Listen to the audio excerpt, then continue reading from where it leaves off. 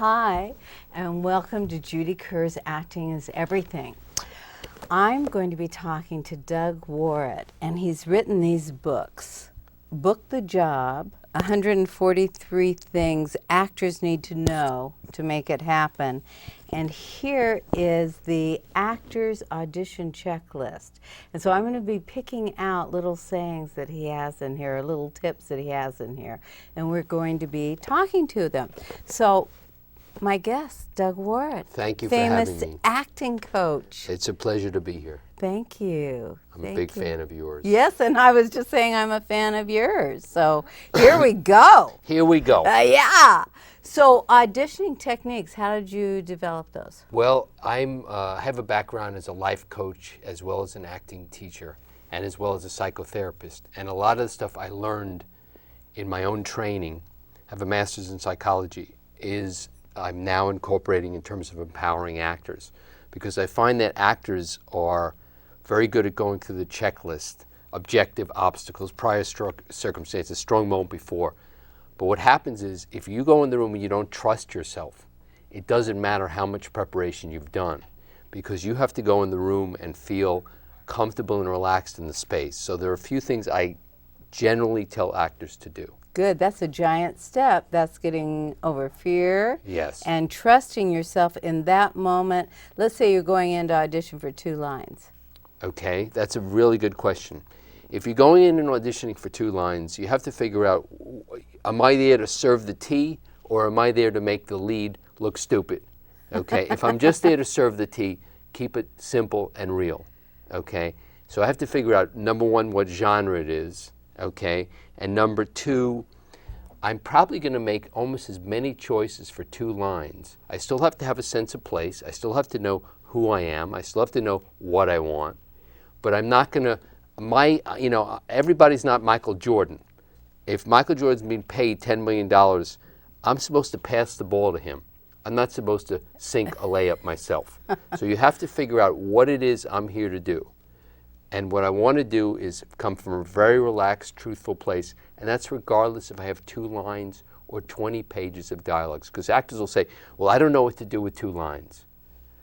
Have a strong moment before, have an objective, tell the truth, and be in the moment. Same regardless of how many lines you have. And so then how do you trust yourself? And well, a couple things you do. First of all, one of the things I say, from now on, never go to auditions.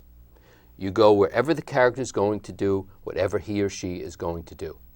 Okay? So what do you mean by Meaning, what I mean is, I don't drive to an audition. I drive to where my character is going. If my character is a waiter or a waitress in a restaurant saying, would you like a check? That's where I'm going. Okay? My job is to help tell the story. I want to keep my ego out of it. Okay? And it's not about me. I'm passing the ball. Okay, if it's 2 lines. So a couple things I like to do is the night before the audition, assuming I have the night before, is very important. In addition to doing my regular preparation, I'm going to do a couple of other things. First of all, I'm going to do a visualization before I go to bed. And I'm going to visualize myself in the room, relaxed and having fun. When I was an actor, I used to visualize them. If it was a comedy, I'd visualize them laughing hysterically at everything I said. And sometimes I'd go in the room and I'd be saying, blah, blah, blah, blah, blah, and they'd be laughing and I didn't even know why. It's not magic. While you're sleeping for those 8 hours, your mind works on creating that outcome, okay? So the next thing I do is when I get up in the morning, and this is something, some of these exercises like the visualization the night before, I want to do that every night. I want to visualize how I want my day to go. So if I have an audition, I can either visualize myself in the room, relaxed, having fun, or I can visualize a response I want from the industry person. And I've had them, when I was an actor, say to me almost verbatim what I had envisioned them saying. Wow. Okay, but that's in addition to doing the regular work. So one thing you want to do is, this is a anchoring or triggering mechanism from NLP, Neuro-Linguistic Programming. Every day for 2 minutes, stand up and breathe in a way you would feel if you were feeling very confident and comfortable with who you are. Then close your eyes and imagine a time from your past where you felt very confident. It could be acting, academic, it could be social, and imagine you're there now, as if it's happening now. And when you feel like you're really in that state What you do is anchor it in by making a trigger, putting 3 fingers together and saying something like, this is going to be easy. And you do that silently. Now, if you do that every day for a minute, thinking about times from your past or your present or your future, visualizing yourself winning an award. You're programming that in. You're programming it in. So before you walk into that audition, this is going to be easy. And you walk in carrying that positive, powerful energy with you into the room. And it works. In addition, if I can give you a couple more of those, every time you envision yourself being in the room, when you imagine walking into the room, in addition to seeing the industry person, the casting director or the producer, whatever, imagine someone next to them that you know that already loves you and thinks highly of you. And imagine them saying, I love you, you're terrific, have fun. Because actors who get nervous in auditions, they're using their imaginations to get nervous. They're imagining things. Therefore, if we know it works, because if they can use their imagination for that, they can use their imagination to empower themselves. So you visualize the person, and let's say there's 6 producers. I can visualize a whole room full of people with big signs with my name on it, cheering me and jumping up and down and saying how wonderful I am. An actor can use an imagination to pretend he or she's a murderer, okay, a bank robber, yes, an accountant. Can I use it also to imagine that I'm confident and I'm happy to be here and I can't wait to play? Right. When you go into an audition, I can't tell you how many actors I'll work with, a coach for audition, and they'll say things like, I just want them to like me. I just want my agent to get good feedback. That's too little to ask for. Yes. You got to ask for what you want. And then you have to allow yourself, if you've done the work that you know you're capable of, you have to reward yourself afterwards, not based on their feedback, but based on your experience. So what you want to do is build reward into it. I've done the work, I did the best I could, now I go out and I play. Go out and give myself some reward, not wait. When I was an actor, and I didn't use these techniques, if I had an audition and I thought I did well, I would put my life on hold. I would do nothing until that phone rang. To tell me whether I got it or not. And sometimes I was so stressed out by the time it rang and they told me I got it, I was like, I don't care, leave me alone.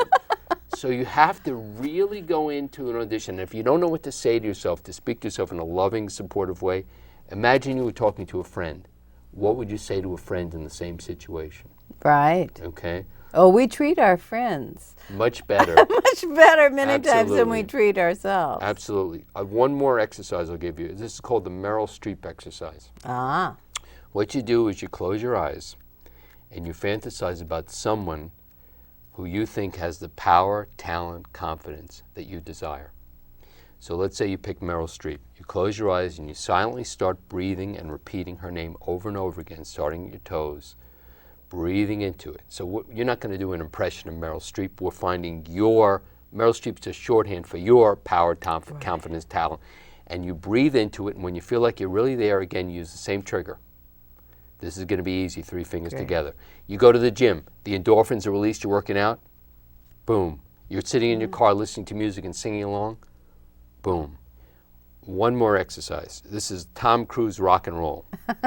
Before you go to an audition for a half hour, you do that scene from Risky Business with Tom Cruise in his underwear. You put on music and you dance around and you get out of your head and into your body. Right. And you anchor that in. Right. So those are some tools that you can use that work. I've had people who hadn't booked and booked the next day using those tools. Right. Because really what happens is if you go in and have a good time and you're confident and you own the space, they will see that. You never want to go in and give your power to them. They don't want it, they don't know what to do with it. Well, and then they have the feeling that when you arrive on the set, then with that kind of confidence, you can take care of business. It's worth turning the cameras on. That's exactly right. And it's all about money and how much it costs to put you in front of that camera. That's exactly right. One other thing actors will say often is, what if I make the wrong choice? Okay, yeah. And what you want to think about is like creating art. If you look at 2 photographs, you can't say this one's better than that one. It's a matter of taste. So if you go into an audition and you're making strong choices that serve the material, we're not mind readers. Okay, so I don't know what you're thinking. Okay, I don't know what you want.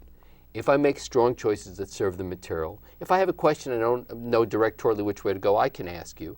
But if I don't, and I know what I want to do, that's the game. I want to go, and I've made strong choices that serve material, whether I'm the waiter with 2 lines, but not pushing, once I do my homework, I trust it's in my body and relax, and just play and listen to the other person.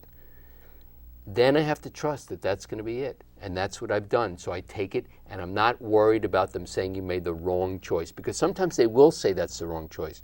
What they mean is, I'm looking for something else directorially. Right. So they're misspeaking, okay? Right. Another thing I'll have actors do is the following. I'll say, if you're going to work with a friend or even me as a coach for an audition, sometimes I'll read really well, sometimes I'll read badly. Well, I'll ignore you, I'll look only at the paper, I'll go over your lines, because that's what they're going to do in an audition. Right. A lot of things, I guarantee you, when you go to an audition, something unexpected happens in the room. I want to ask you about one of the things, of course I can't find it at this moment, but that I just flipped through, which happens, they say they're not going to tape you. You won't be taped. Your agent tells you that, or you've read that in, and you go in the audition room and the camera is set up and they're taping you. Okay. So how do you deal with that? First of all, remember, I'm not going to an audition. I'm going to wherever the character's going to do whatever he or she's going to do. Right now, I have an objective. Okay, I know there are cameras here, but my objective is to make a contribution. So therefore, the characters are irrelevant. The cameras are irrelevant. That's where my focus of attention. So if I go to an audition and there are 20 people in the room, I'm reading with you. Okay, the reason I'm the center of attention when there's 20 people in the room is because I'm the most important person in the room. Even an actor who's insecure on some level must acknowledge they must feel that they're special, otherwise they wouldn't be doing it. Right. They must feel it, and they have to start to acknowledge it, otherwise they're being dishonest with themselves. Right. But if there's a camera in the room, obviously hopefully I'll be set in a position where I can be seen, but the camera's fairly irrelevant. What I always say about the camera's got the same opinion of me as this chair does. Okay, exactly the same opinion. It's just there. And my focus of attention is on you, and I'm involved with you, and I'm playing with you. The camera will take care of itself. It'll see that I'm having a genuine experience. And so going along with that, one thing I'll have actors do is I'll have them prepare standing and sitting. Because sometimes you'll be prepared sitting and you think it's sitting, and then you're thrown off completely. They asked me to stand. They asked me to sit. Okay, I went in the room, there were only 2 people. I thought that Tom Hanks would be there. Always something unexpected will happen in the room. But if my objective is strong enough, it won't affect me. Now, if it does affect me, I'm going to use that, because if it makes me feel insecure, guess what? Almost 100% of characters we play are insecure. So I'll justify it and use it for the character. Anything that happens unexpected in the room only has one thing to do, which is give me more benefit. It makes me more spontaneous in the moment. Right. And because I have to trust my impulses. Right, and those surprises are actors' gifts. That's our gift from the universe, which brings us alive. Meryl Streep says, the mistakes are where the magic happens. Right. And if you allow yourself to use... I remember the first audition I ever went on when I was an actor for a soap opera. I'd never been on an audition in my life for anything. And I was not very good. But I had one brilliant moment when my face turned red and I couldn't get the words out. And they said, that was such a beautiful moment. I had forgotten my line. Of course, you knew that. You knew that I forgot my line. But I stayed in the moment, and it made me vulnerable and connected with the other person. Right. And if you allow yourself to just play in the moment and not worry about doing it right or being perfect. Remember, we don't go to the movies to see people who are right or perfect. We go to see people who are flawed, insecure, immature, unreasonable, greedy, needy. So if that's what's going on and I'm playing off of you and you give me something unexpected, that's what I want. Right. Because it has to be in the room. On this book, you have number 1, How to Cry on Cue. Okay. And actors beginning or very experienced actors, that's always the scary thing. Now, so what do you have to say about that? Very good point. I could actually talk for a couple hours about crying. No, you only have a minute. But I'll do it in 45 seconds. Okay, first of all, remember what I said earlier, and there are specific tools in terms of anchoring and triggers and visualizations. But having said that, remember, I don't go to the movies as an audience member to watch you cry. I go to the movies so I can cry. You cry, fine with me. You don't cry, I don't care. But I coached someone yesterday who had this exact issue, not for an audition, but she actually got the job. And her son is supposed to be being arrested, okay, for a murder. And she's supposed to be weeping openly. And I said, forget about weeping openly. Focus on saving your son's life. Oh, that's where your focus of attention is. Now, having said that, sometimes we're supposed to be upset about something that's happening to us. And if we can't get upset about that, then what we do is think about it happening to someone else we love. Okay? Or think about if it's the death of a loved one, you first have to create that loved one alive and remember happy memories, because that might make it. Or say to yourself, no matter what, I will not cry. And you do your preparation, that gives yourself permission. But do not worry about the emotion, because the emotion will take care of itself. It's all basis of Stanislavski's work and everybody's work. There are other tools. Do you know what Henry Fonda used to do to cry? Probably a lot of listeners don't even know it. Something like that. He would stare into the key light until tears came to his eye. Oh, yeah. Great. Yeah. Okay? But you have to you have But to be relaxed. I do is I use Banaka on my finger and put it in my eye. Whatever works. Right. Banaka is fine. I was going to say Bianca. She Bianca. also can make you cry. That's right. So there's a lot of tools to do it, but first of all, try to get involved in You your have to characters' get given circumstances, and think about saving saving whatever the situation, like I said earlier with this woman trying to save her kid. Because the best moment will be unexpected, but if you go in and think, I can't cry, what if I don't cry, what if I don't cry, what if I don't cry? That's probably not going to help you. No.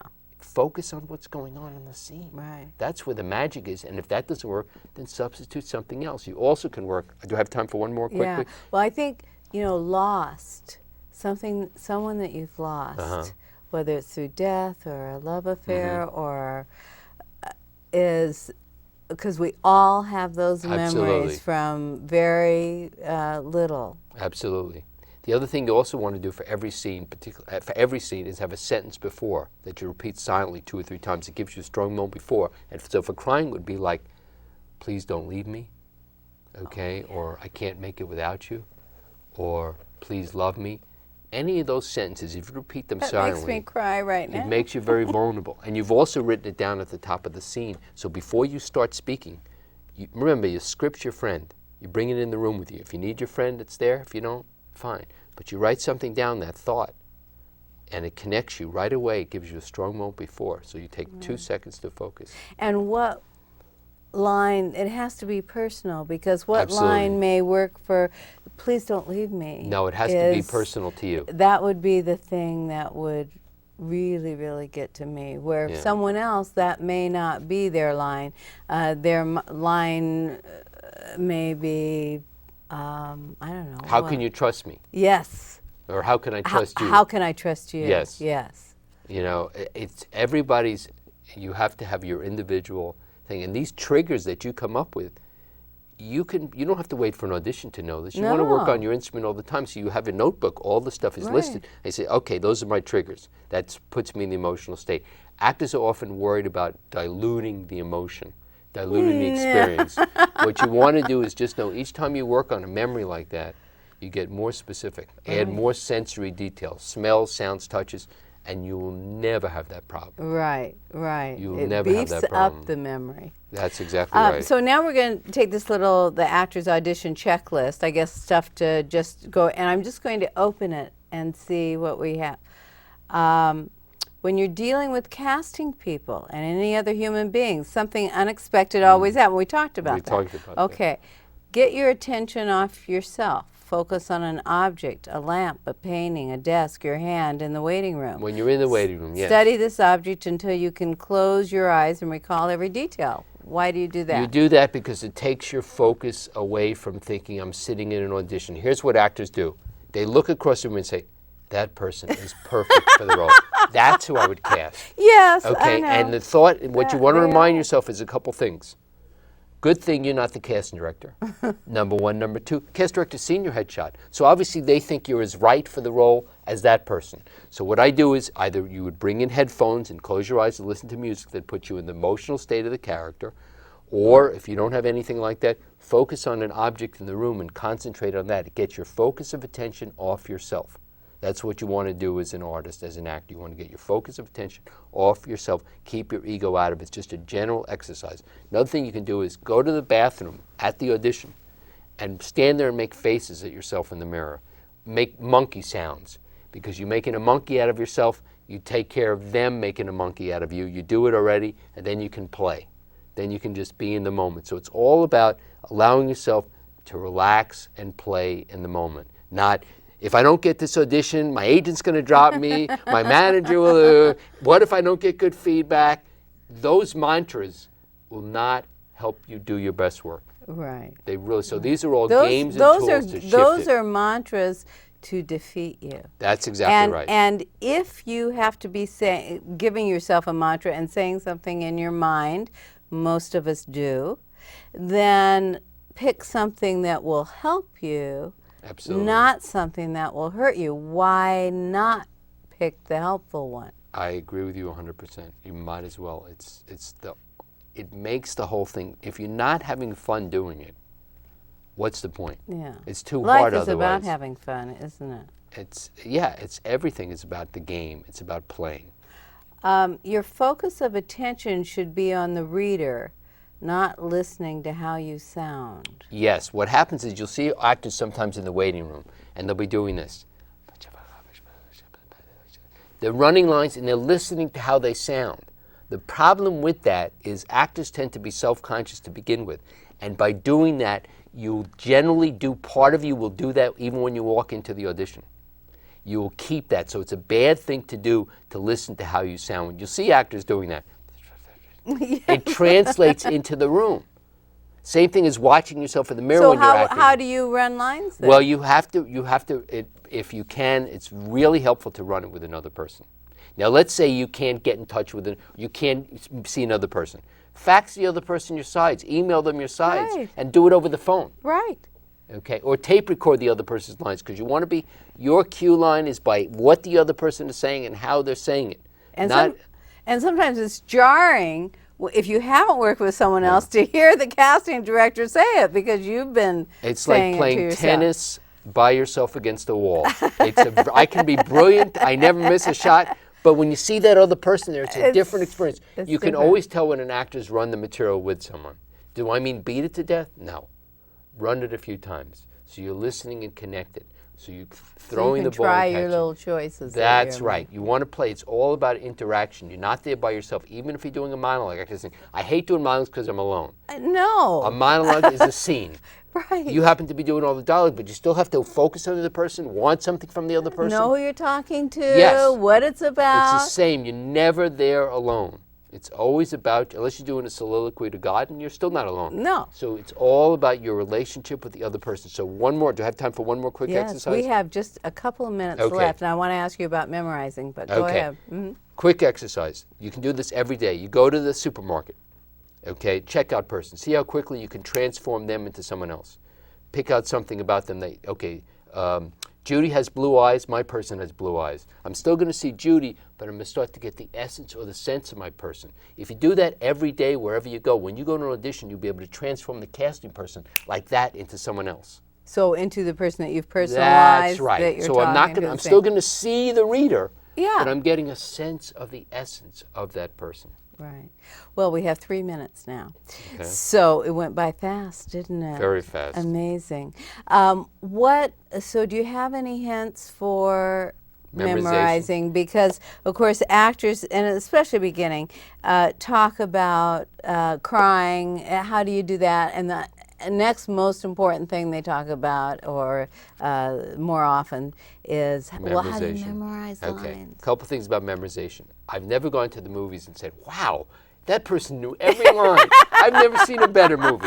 No. Okay, so a couple things to do. There's a breathing exercise you can do. Well, it's not only help you learn the lines, but personalize the material, so you're killing two birds with one stone.